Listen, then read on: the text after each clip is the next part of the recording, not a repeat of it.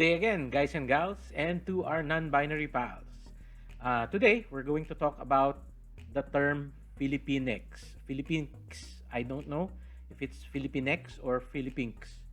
Uh, Basically, this topic, you know, came became relevant again because of a recent picture posted on the San Diego Comic Con website, Facebook page, where they showed that there was a panel that was about the influence of Philippine X on pop culture. So I assume it's pop culture in America, which they're talking about, and the contributions of the Philippine X or Filipinos to American pop culture.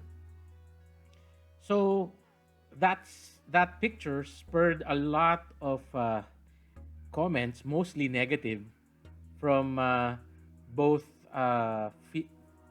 people from the mainland Philippines and I guess from Filipino Americans uh,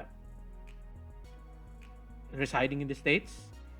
So mm, it became a hotly debated topic again. So this topic arose like maybe a couple of years ago, and it was hotly debated then, and now once again it's being hotly debated.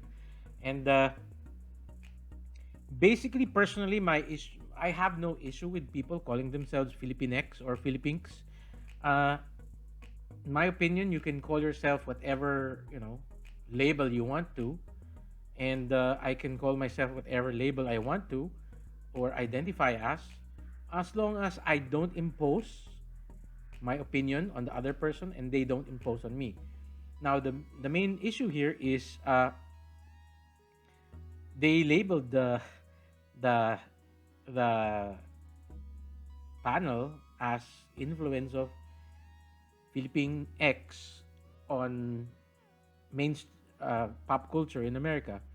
So I guess there's the assumption that from the title that any Filipino or Philippine X that contributed or may have influence and American pop culture. And here, since it's a San Diego Comic Con, I would assume they would be talking about people like Nestor Redondo and the other famous Filipino artists that contributed to the American comics and the art styles.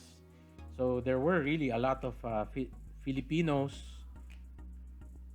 who contributed and are still contributing to American pop culture.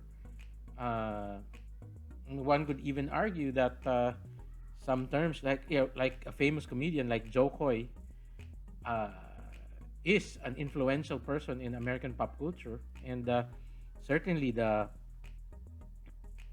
sizable population of Filipino Americans in the United States would be able to influence pop culture. So now the main question is, do the majority of the Filipino Americans or Philippine ex-Americans would like to be labeled as Philippine X or Filipino? Uh, if we were to look at the comments, it would seem that not even the Filipino diaspora or Philippine overseas Filipinos agree that they should be called Philippine X. And definitely here in the Philippine mainland, majority of people do not find the term Filipinx appealing, nor and actually find it silly. Now, is there a reason for these people to want to be called Filipinx? Yes, there is, because they're contending that the term Filipino is a gender biased term, and it's it was a given it was given to us by the our colonizers, and that's the context where they're coming from. It's basically it's a gender biased term. Now, looking at their context in the West, where gender issues are a bigger issue, uh, also with reference to their language, like there's his, her, and whatever pronoun. uh, it can certainly be an issue, but for the Filipinos in the Philippines, especially those who use Tagalog or Filipino as their primary language, it's a language that doesn't have gendered pronouns, and even the use of o and a as a, what do you call that, a suffix for the terms is literally something that's borrowed from Spanish, which uses the o and a to denote gender. But the Filipino language generally does not have gendered pronouns or and things like that. So mm, I think, and people are contending that the Filipino language is non-gendered, so there really is no point, and no point to refer to it as a gender biased term. I mean the word Filipino. So that's where the issue, conflict, context of the issue arises. Now, I think we have to go, do a deeper dive on the word Filipino. Now, the Philippines is the name given to this group of islands that's now identified as the Republic of the Philippines by the Spanish. We were, this group of islands was named in 1542 by Ruy Lopez de Villalobos as Las Filipinas, named after King Felipe II of Spain. Now, to begin with, during that time, the term Filipino was not a noun; it was adjective. During the 1500s, 1600s, 1700s, and way up to the 1800s, the term Filipino is not a nationality. It's not a noun. It is an adjective. It is like something like when you call somebody uh, Filipino American. American is the noun, Filipino is the adjective.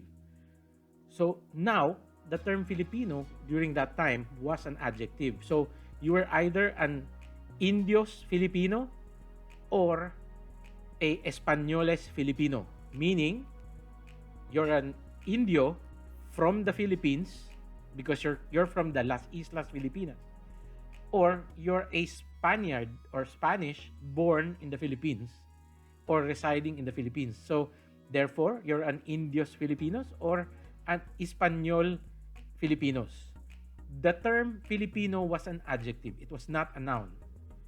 And therefore, being an adjective, there is an argument to be said that it was not gendered even at that time, even if it was Spanish, because I said, an adjective doesn't necessarily denote gender.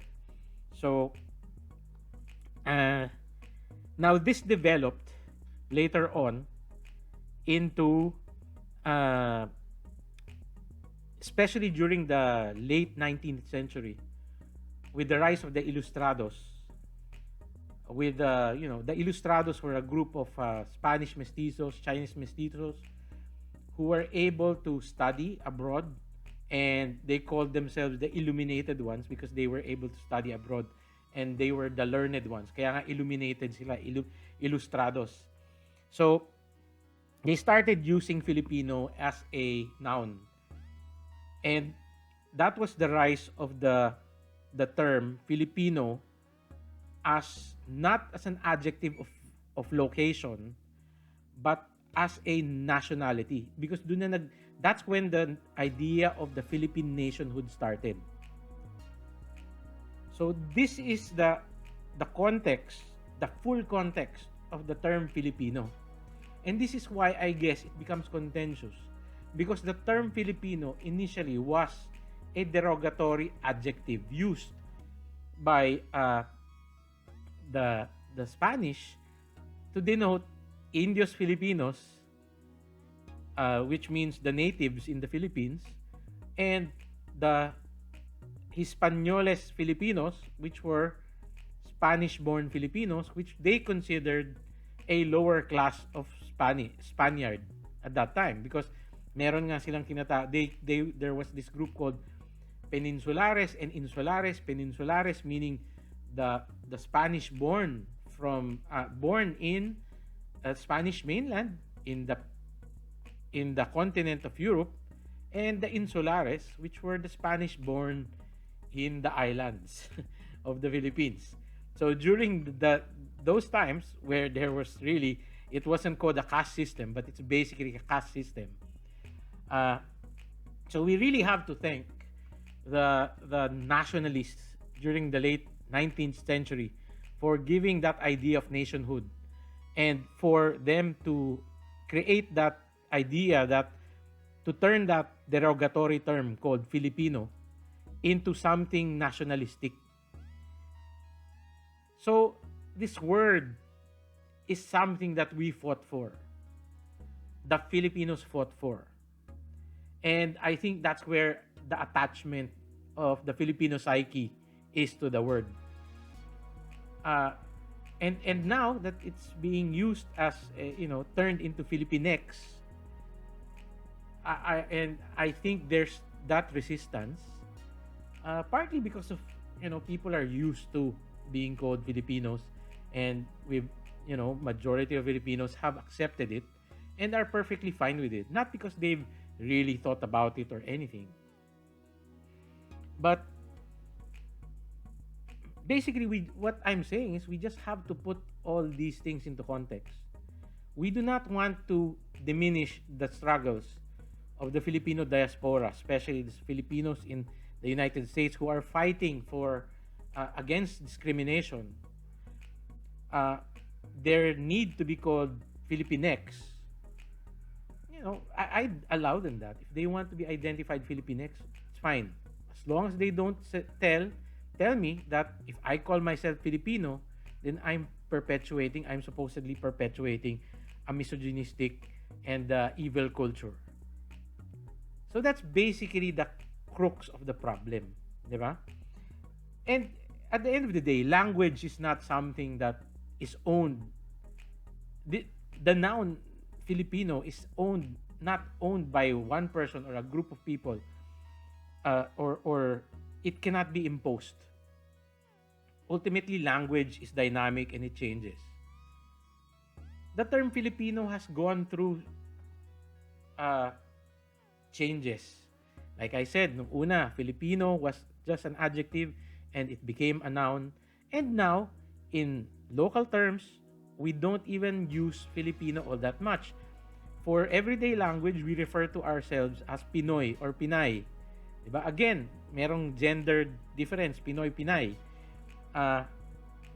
So, honestly, to argue that it's not gendered is ridiculous, because we know it is gendered. It is gendered language because it's borrowed from Spanish. There is no point arguing that Tagalog is not a gendered language, because the specific word we're using is borrowed from Spanish, and we use both Filipino and Filipina regularly. Of course, the term Filipino is generally accepted as a name for everyone, every Filipino and every Filipina, but Filipino and Filipino is still a gendered word. So there is indeed that issue, but again, for most people, it's not an issue. So, like I said, language is alive. It changes. Who knows what happens in the future? Right now, we're using Pinoy and Pinay more often than we're using the full word Filipino or Filipina. Diba? So, acceptance of the word Filipinx or Filipinx, at the end of the day, it may happen, it may not. Latinx has been, uh, generally fallen to the wayside as the Hispanic Americans or Latin Americans have generally not adopted the term Latinx.